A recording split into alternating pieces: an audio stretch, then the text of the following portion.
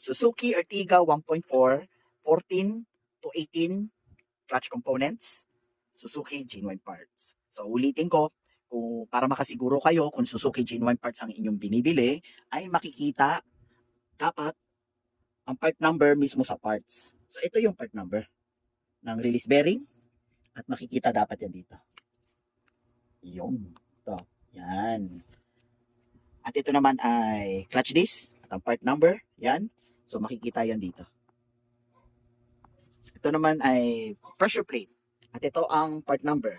Makikita yan dito. So medyo tricky to. Kailangan igigilid mo para mabasa mo. Yan na. Okay. At kasama sa in-order niya ay brake cleaner, brake fluid, at coolant. At pag sinabi natin clutch components, hindi mawawala rin ang pilot bearing. At ito ang part number. So that's all. Thank you.